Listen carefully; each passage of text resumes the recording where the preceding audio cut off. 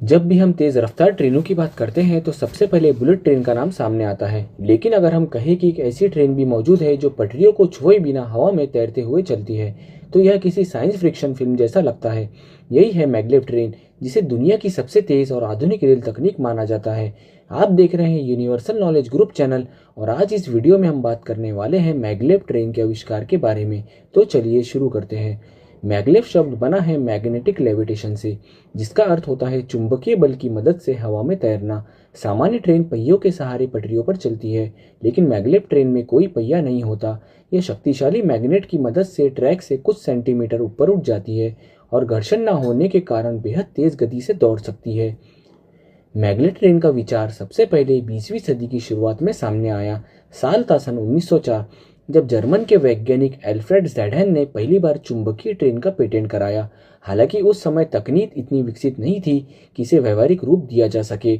इसके बाद साल 1930 के दशक में जर्मन के ही वैज्ञानिक हेरमन केल्पनर ने मैग्नेटिक लेविटेशन पर गहरा शोध किया और कई प्रयोग किए।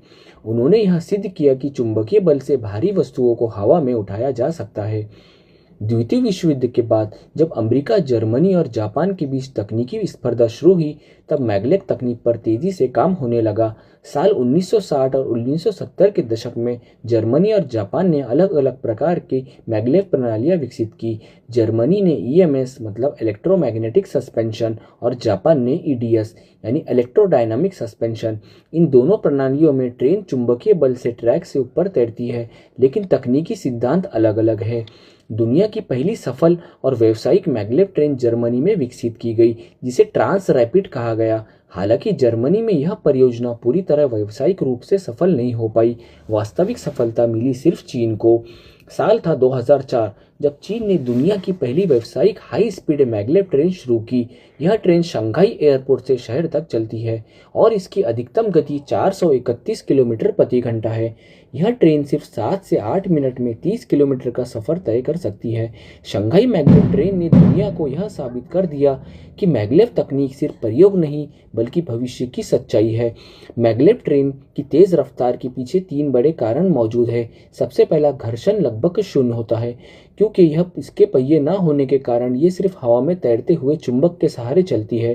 दूसरा, इससे शोर बहुत कम होता है और कंपन ना के बराबर होता है। तीसरा, इसकी ऊर्जा की अधिक दक्षता।